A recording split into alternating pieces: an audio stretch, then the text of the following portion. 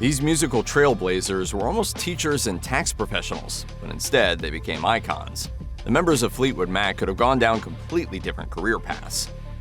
Mick Fleetwood was born in England in 1947. His father was a Royal Air Force pilot, meaning young Mick and the family moved around quite a bit during his formative years. According to the band's website, he even spent a few years in Norway and learned to speak Norwegian.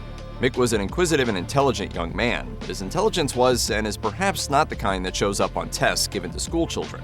Indeed, Mick failed to excel academically at the traditional British boarding schools he attended. His teachers considered him quite bright, but he had difficulty memorizing facts and repeating them. Of his school years, Fleetwood told educationalist Ken Robinson, "I walked out of school and I sat under a large tree on the grounds. I'm not religious, but with tears pouring down my face, I prayed to God that I wouldn't be in this place anymore." Fortunately, by this time, Mick had discovered the drums, and he poured himself into this creative outlet. At 15, he dropped out of school, moved to London, and started forming and joining bands, paying his dues for a few years until the U.S. incarnation of Fleetwood Mac hit it big.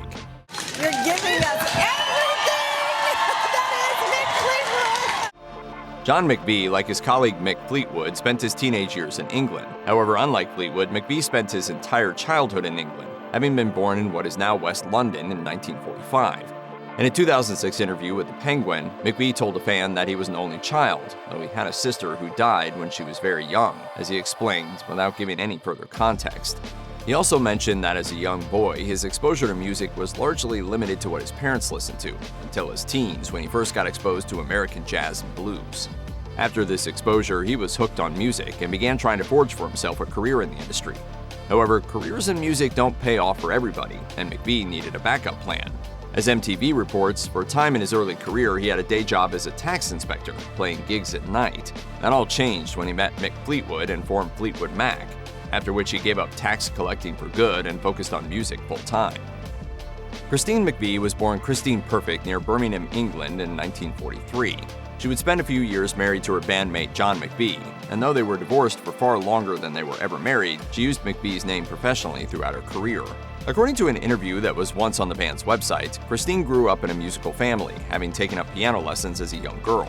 Like John McVie, Christine was particularly interested in jazz and blues. However, she lost interest in music by the time she reached adolescence and instead studied art, with a view towards becoming an art teacher.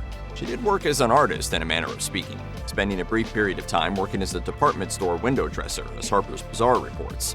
However, music never fully left her blood, and by the late 1960s, she was looking for a band to join.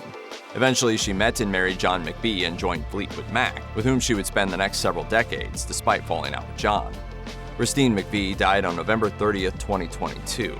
In April 2023, her death certificate was released by The Blast, revealing her cause of death was a stroke. The secondary cause of death was cancer, with the outlet reporting, McVie was diagnosed with metastatic malignancy of unknown primary origin. She was a huge talent. Stevie Nicks had a hard time pronouncing her name as a young girl, producing something that sounded not unlike TD according to Showbiz Cheat Sheet. This later morphed into Stevie, a name that she embraced and under which she has performed professionally for her entire adult life. As a child, she was surrounded by both music, since her grandfather was a country musician, and literature, fairy tales in particular, according to Los Angeles Magazine. That love of fairy tales would inform her later career as a performer and songwriter, as her lyrics and her stage presence both evoke a sort of poetic mysticism. Nevertheless, Stevie Nicks' love for music was at one point secondary to her love of literature. According to Sound Digest, she went to college to become an English teacher, but dropped out with a semester to go. By this time, she had already fallen in love with and entered into a committed relationship with Lindsey Buckingham, and instead of academia, Nicks followed her love into music. I always wanted to be a singer. I always wanted to be a songwriter. Lindsey Buckingham joined Fleetwood Mac along with his love Stevie Nicks in 1974 at the request of Mick Fleetwood.